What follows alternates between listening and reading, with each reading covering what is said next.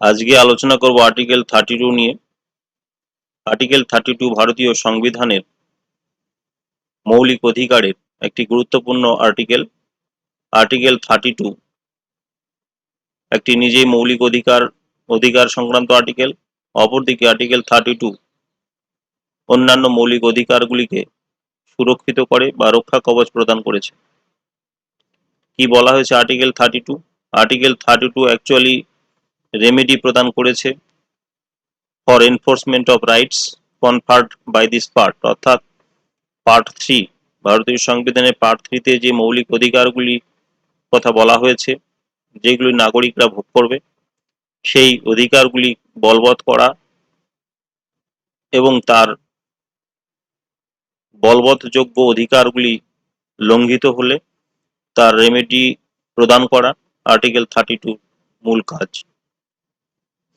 Article 32 clause 1-এ বলা হয়েছে, the right to move the Supreme Court by appropriate proceeding for the enforcement of the rights conferred by this part is guaranteed, অর্থাৎ ব্যক্তি যে মৌলিক অধিকারগুলি প্রাপ্ত হবেন বলে সংবিধান উল্লেখ করেছে আর্টিকেল 12 থেকে শুরু করে আর্টিকেল 35 এর মধ্যে, সেই মৌলিক অধিকারগুলি কোনো একটি যদি লঙ্ঘিত হয়ে থাকে তা বলবৎ করবার জন্য অ্যাপ্রোপ্রিয়েট প্রসিডিং অনুযায়ী ব্যক্তি সরাসরি সুপ্রিম কোর্টে আবেদন করতে পারে এবং সেই বিষয়টি একটি রাইটস এবং যে রাইটসটি গ্যারেন্টি প্রদান করেছে আর্টিকেল 32। অপরদিকে ক্লজ 2-তে বলা হয়েছে, the Supreme Court shall have power to issue direction, orders or writs, including writs in nature of habeas corpus, mandamus, prohibition, quo warranto and certiorari, whichever may be appropriate for the enforcement of any of the rights conferred by this part, অর্থাৎ supreme কোর্টে move করার পরে supreme কোর্টের হাতে ক্ষমতা প্রদান করা হয়েছে ভারতীয় সংবিধানের দ্বারা, যে সুপ্রিম কোর্ট চাইলে বা সুপ্রিম কোর্ট ডাইরেকশন, অর্ডার বা রিটস ইস্যু করতে পারে এবং সেই রিটসগুলো বিভিন্ন নেচারের হয়ে থাকে। একটি হেভিয়াস কর্পাস, এছাড়া ম্যান্ডামাস, প্রহিবিশন, কো ওয়ারান্টো, সার্সিউরারি, এই 5 ধরনের রিট সুপ্রিম কোর্ট ইস্যু করে থাকে। 3 নম্বর ক্লজে বলা হয়েছে, without prejudice to the powers conferred on the supreme court by clause 1 and 2, Parliament may by law empower any other court to exercise within local limit of its jurisdiction all or any of the powers exercisable by Supreme Court under clause 2, অর্থাৎ ভারতীয় সংবিধানের article 32 clause 2-তে supreme কোর্টের উপর যে অধিকারগুলি প্রদান করা হয়েছে সেই অধিকারগুলির কোনো একটি অংশ বা সকল অধিকারগুলি পার্লামেন্ট আইন রচনা করে লোয়ার কোর্টের হাতে সেই ক্ষমতা প্রদান করতে পারে, অর্থাৎ এক্ষেত্রে পার্লামেন্টই একমাত্র পারে কোনো লোয়ার কোর্টকে এই অধিকারগুলি প্রদান করার। ক্লজ 4-এ বলা হয়েছে, the rights guaranteed by this article shall not be suspended except as otherwise provided for by this constitution, অর্থাৎ আর্টিকেল 32 যে রাইটসটি প্রদান করেছে, অর্থাৎ কনস্টিটিউশনাল রেমেডির যে অধিকার ব্যক্তিকে প্রদান করা হয়েছে, যেটি আর্টিকেল 32 প্রদান করেছে, সেই অধিকারটিকে কোনো রকম ভাবেই সাসপেন্ড করা যাবে না যদি না সংবিধানের অন্য কোনো ছত্রে বা অন্য কোনো অংশে বিশেষ কিছু বিষয়ে উল্লেখ করা থাকে।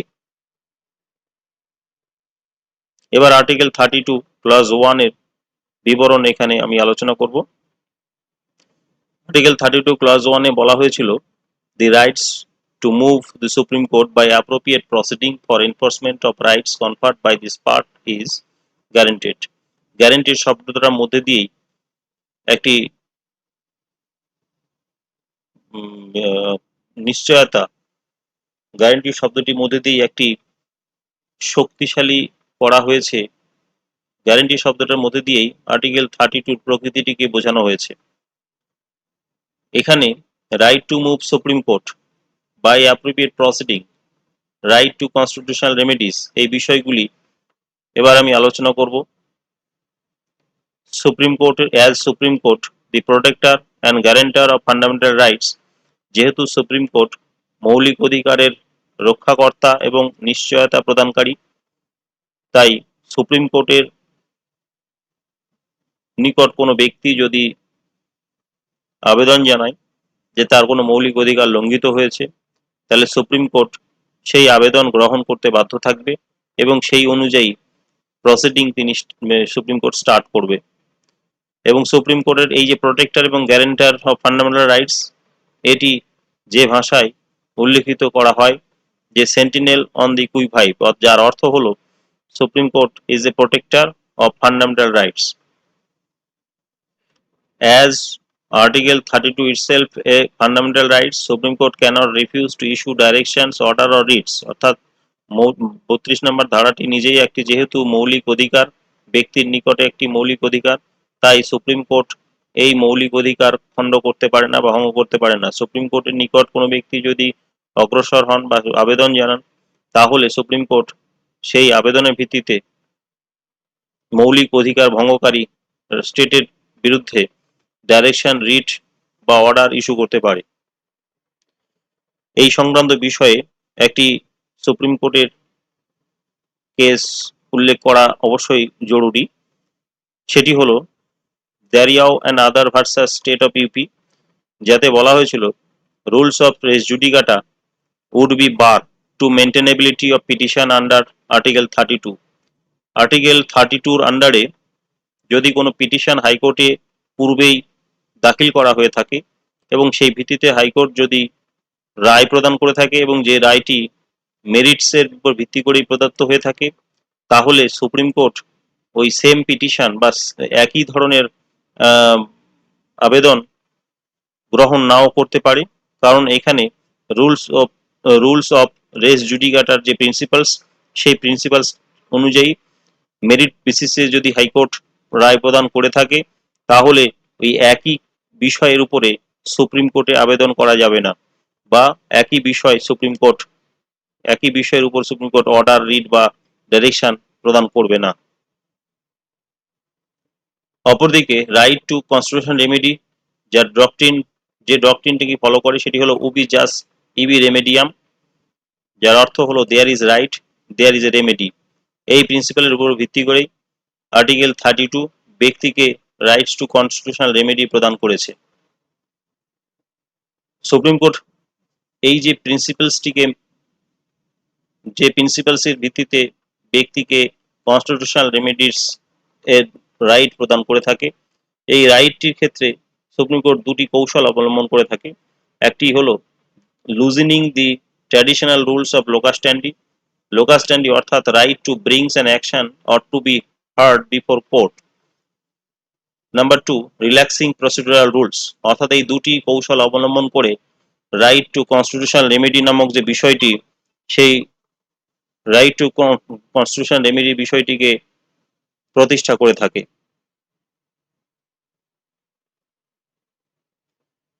এবার আলোচনা করব সুপ্রিম কোর্ট যে সমস্ত রিটস গুলো কার্যক্ষেত্রে ব্যবহার করে থাকে। এক নাম্বার যেটি ক্লজ 2-তে বলা হয়েছে হেভিয়াস কর্পাস। হেভিয়াস কর্পাস শব্দের অর্থ হলো হ্যাভ দি বডি।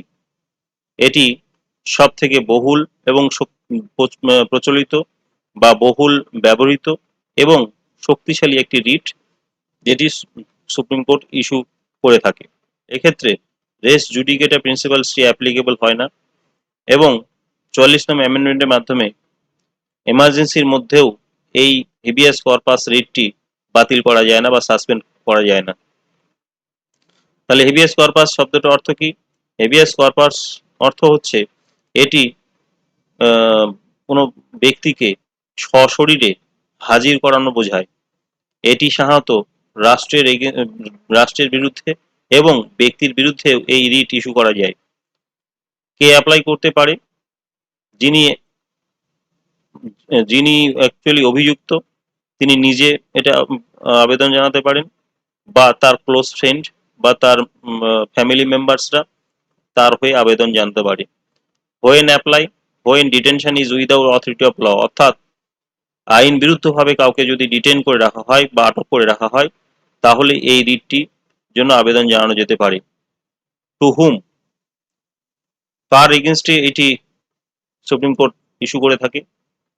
যে কোনো বেসরকারি প্রতিষ্ঠান বা ব্যক্তির বিরুদ্ধে এবং সঙ্গে রাষ্ট্রের বিরুদ্ধে এটি ইস্যু করে থাকে সুপ্রিম কোর্ট। কোন কোন আর্টিকেলগুলো এই রিট ইস্যুর সঙ্গে যুক্ত? আর্টিকেল 19, 21 অ্যান্ড 22, অর্থাৎ এই তিনটি আর্টিকেল কোনো ভায়োলেশনের জন্য বা এই তিনটি আর্টিকেল লঙ্ঘিত হলে সুপ্রিম কোর্ট এই অধিকারটি প্রদান করে থাকে বা এই রিটটি ইস্যু করে থাকে, যে রিটের মধ্যে দিয়ে কনসার্নড অথরিটিকে বলা হয় যে আপনি কোর্টের সামনে অভিযুক্ত ব্যক্তিকে বা ডিটেনি যিনি আছেন আপনার হেফাজতে তাকে হাজির করান।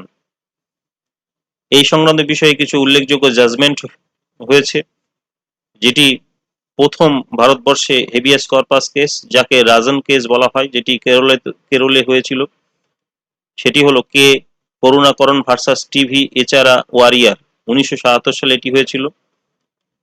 এছাড়া উল্লেখযোগ্য ADM Jabalpur versus Shivkant Shukla case, যেটি হেবিয়াস কর্পাস কেস নামে পরিচিত। Habeas corpus cannot be suspended even during emergency, অর্থাৎ এই রায়ে বলা হয়েছে 359 নম্বর ধারার ভিত্তিতে এমার্জেন্সির সময় প্রেসিডেন্ট চাইলেও হেবিয়াস কর্পাস নামক যে রিট ইস্যু করার ক্ষমতা, সেই ক্ষমতাটিকে সাসপেন্ড করতে পারে না। সুনীল বাত্রা ভার্সাস দিল্লি অ্যাডমিনিস্ট্রেশন 1980, এতে বলা হয়েছিল যে writ can be issued against illegal detention as well as ill treatment and discrimination in custody, অর্থাৎ হেবিয়াস কর্পাস শুধুমাত্র ডিটেনশনের ক্ষেত্রেই ইস্যু করা হবে তা নয়, এটি ইলিগাল ডিটেনশনের সঙ্গে সঙ্গে যদি হাজতে ইল ট্রিটমেন্ট দেওয়া হয় বা ফিজিক্যাল এক্সারশন বা মেন্টাল টর্চার করা হয় বা কোনো বৈষম্য রচনা করা হয়ে থাকে অন্যান্য কয়েদিদের সঙ্গে, তাহলেও এই রিটটি সুপ্রিম কোর্ট ইস্যু করতে পারে। কোন কোন ক্ষেত্রে সুপ্রিম কোর্ট এই রিট ইস্যু করতে পারে না বা করে না? Number 1, detention by court of order, অর্থাৎ কোর্টের অর্ডারের ভিত্তিতে যদি কোনো আটক এর ঘটনা ঘটে থাকে সেক্ষেত্রে। অপরদিকে আউট অফ জুরিসডিকশন, অর্থাৎ জুরিসডিকশনের বাইরের যদি কোনো ঘটনা ঘটে থাকে। এছাড়া ডিটেনশন ইজ লফুল, যদি ডিটেনশনটি আইন মোতাবেক হয়ে থাকে। এছাড়া কন্টেম অফ কোর্ট, অর্থাৎ আদালত অবমাননার দায়ে যদি কাউকে আটক করা হয়ে থাকে। এই সমস্ত বিষয়গুলির ক্ষেত্রে একমাত্র এই হেবিয়াস কর্পাস রিটটি ইস্যু করা হয় না। তাহলে এক্ষেত্রে আমরা যেটা জানলাম সেটি হলো হেবিয়াস কর্পাস একটি সবথেকে শক্তিশালী এবং বহুল ব্যবহৃত রিট, যে রিটের মধ্যে দিয়ে ব্যক্তি স্বাধীনতা বা যেটাকে বলা হচ্ছে right to life and personal liberty, সেটিকে সুরক্ষিত করা হয়েছে এবং স্টেট বা অ্যাজ ওয়েল অ্যাজ প্রাইভেট বডির বিরুদ্ধে এই রিট ইস্যু করে ব্যক্তির এই সুরক্ষা প্রদানকে আরো শক্তিশালী এবং সুনিশ্চিত করা হয়েছে।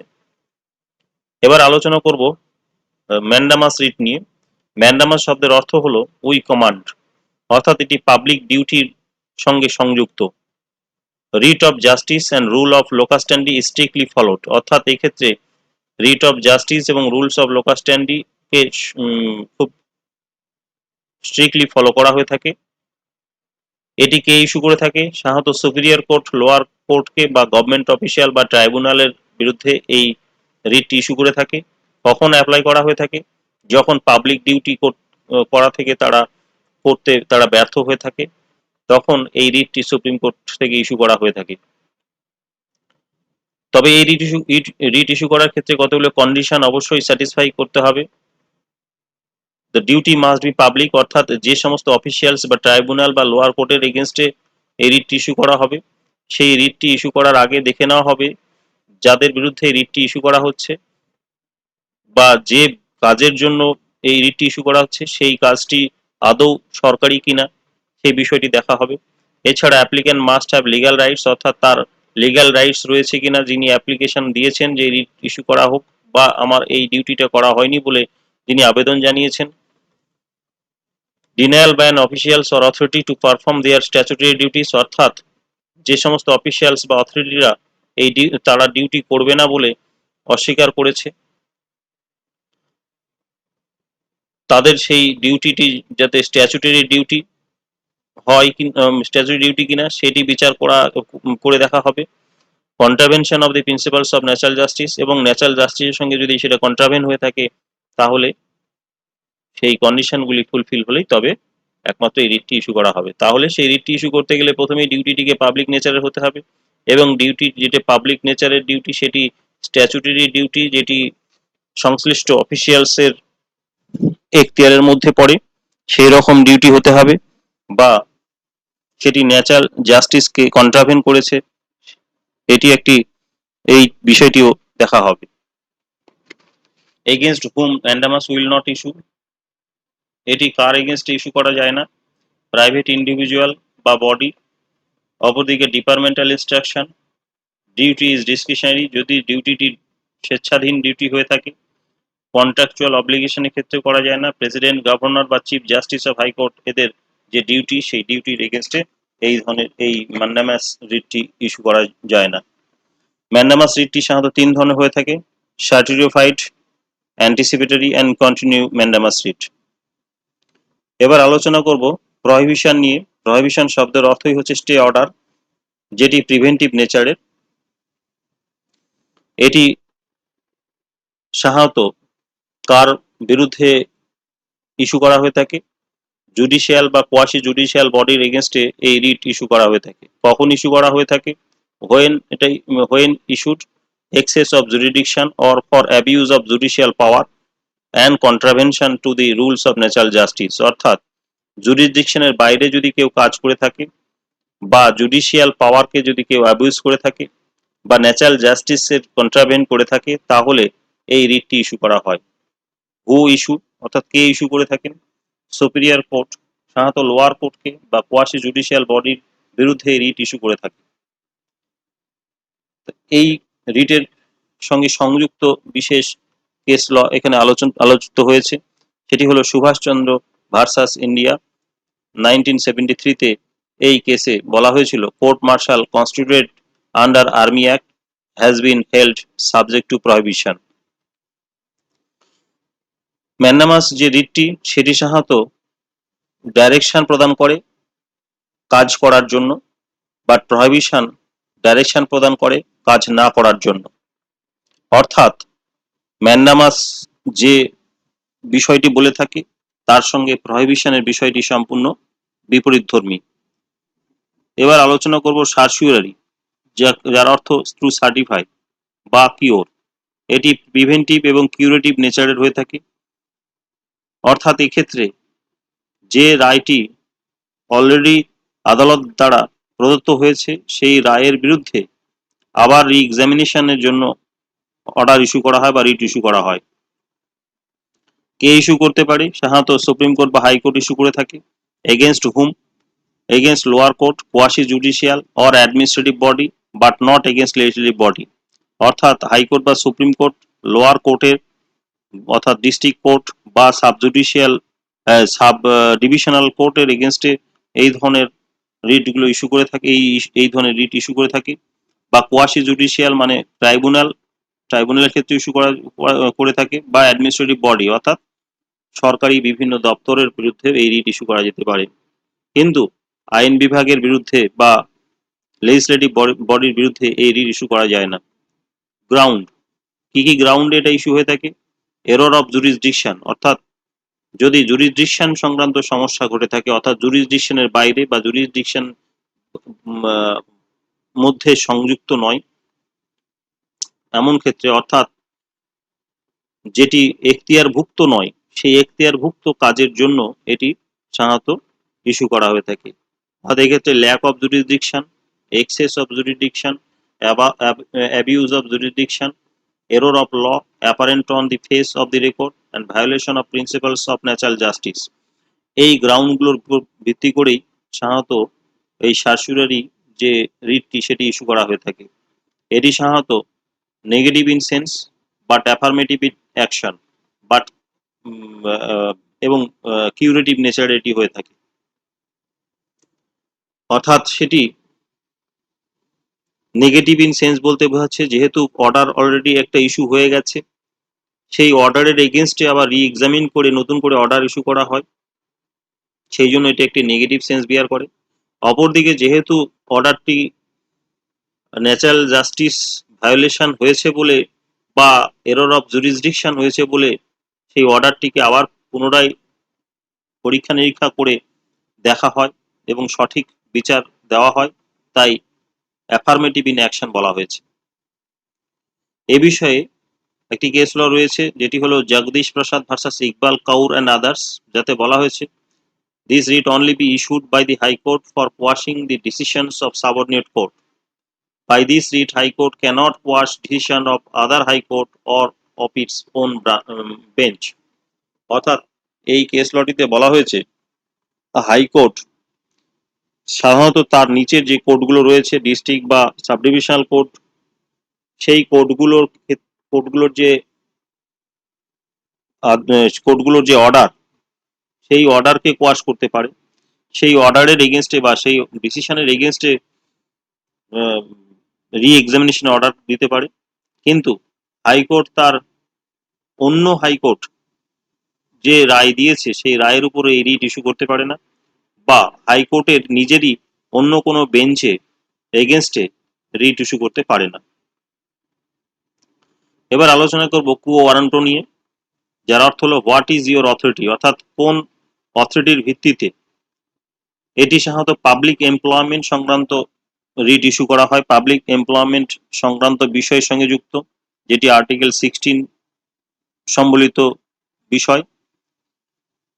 এটি একটি ডিসক্রিশনারি রিট এগেনস্ট হুম, অর্থাৎ কার বিরুদ্ধে এটি ইস্যু করা হয়ে থাকে, সাধারণত পাবলিক অফিসিয়ালসদের বিরুদ্ধে ইস্যু করা হয়ে থাকে, বাট নট এগেনস্ট মিনিস্টারদের এগেনস্টে করা হয় না, কিন্তু পাবলিক অন্যান্য অফিসিয়ালস যারা আছে অর্থাৎ সরকারি যে সমস্ত আধিকারিক রয়েছেন তাদের বিরুদ্ধে এই রিটটা ইস্যু করা হয়ে থাকে। নেচার অফ অফিস, এটি পাবলিক নেচারের অফিস হতে হবে এবং কি কি কন্ডিশন স্যাটিসফাই করলে এই রিট ইস্যু করা যেতে পারে। The office must be public office and substantive character and statutory nature and actual occupancy. অর্থাৎ এই কন্ডিশনগুলো স্যাটিসফাই করলে তবেই ওয়ারেন্টও ইস্যু করা যেতে পারে। কখন রিফিউজ করা যেতে পারে এই রিট ইস্যু না করার জন্য? If there any alternative remedy, court may refuse to issue this writ.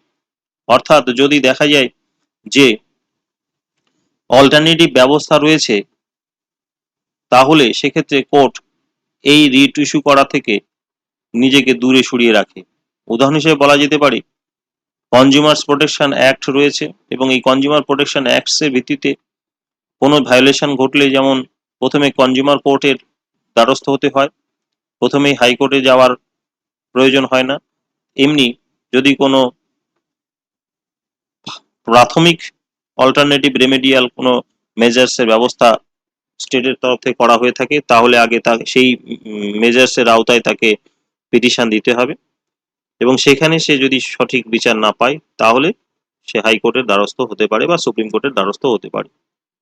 Who apply, any persons who aggrieved or not, যে কোনো ব্যক্তি যিনি নিজে ভুক্তভোগী বা ভুক্তভোগী নন এমন ব্যক্তিও এই রিট ইস্যুর জন্য আবেদন জানাতে পারেন। তাহলে আমরা এখানে সমস্ত রিটসগুলো আলোচনা করলাম। এই রিটসগুলো আলোচনার ক্ষেত্রে আমরা যে জিনিসটি দেখলাম যে prohibition is better than cure. That means prohibition যেমন স্টে অর্ডার প্রদান করা হয়ে থাকে, সেটি প্রসিডিং চলাকালীন সময়ে এই রিটটি ইস্যু করা হয়ে থাকে, আর অপরদিকে সারসুরের ইস্যু করা হয়ে থাকে প্রসিডিং শেষ হওয়ার পরে কোনো অর্ডার বেরিয়ে গেলে সেই অর্ডারের এগেনস্টে এই রিট ইস্যু করা হয়ে থাকে।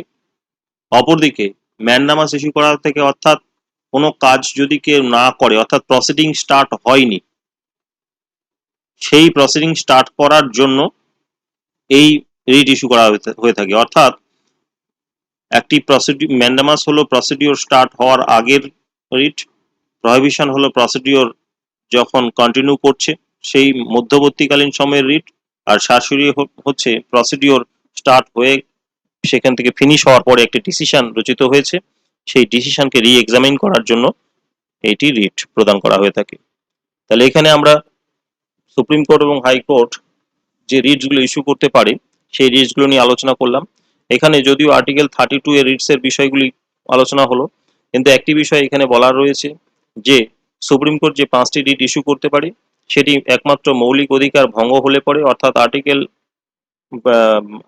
12 থেকে 35-এর মধ্যে যে ব্যক্তিকে মৌলিক অধিকার প্রদত্ত হয়েছে সেই মৌলিক অধিকারের কোনো লঙ্ঘন ঘটলে পরে রাষ্ট্রের বিরুদ্ধে বা ব্যক্তির বিরুদ্ধে এই রিট ইস্যুর জন্য সুপ্রিম কোর্টের দ্বারস্থ হতে পারে। কিন্তু সুপ্রিম কোর্টের অন্যান্য ক্ষেত্রে বা অন্যান্য লিগ্যাল রাইটস যদি ভঙ্গ হয় তাহলে সুপ্রিম কোর্ট কিন্তু রিট ইস্যু করতে পারে না। যে ক্ষেত্রে হাইকোর্টকে এক্ষেত্রে রিট ইস্যুর ক্ষেত্রে তার ক্ষমতা বেশি প্রদান করা হয়েছে, কারণ হাইকোর্ট শুধুমাত্র ফান্ডামেন্টাল রাইটস ভঙ্গ হলেই রিট ইস্যু করতে পারে তা নয়।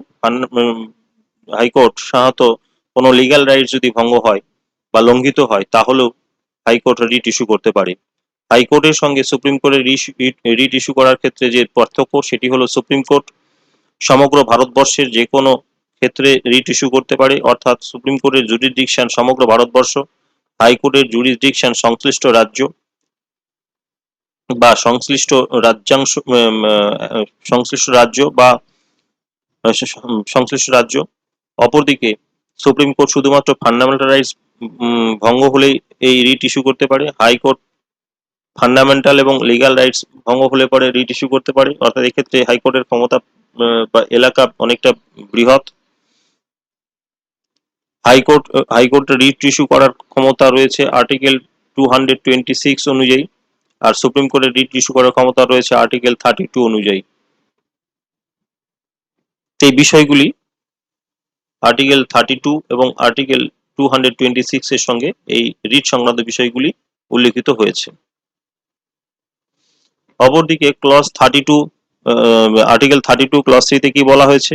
Without prejudice to the power conferred on supreme court by the clause 1 and 2, Parliament may by law empower any other court to exercise within the local limit of its jurisdiction or any of the powers exercisable by Supreme Court under clause 2, অর্থাৎ parliament চাইলে পরে নিম্ন lower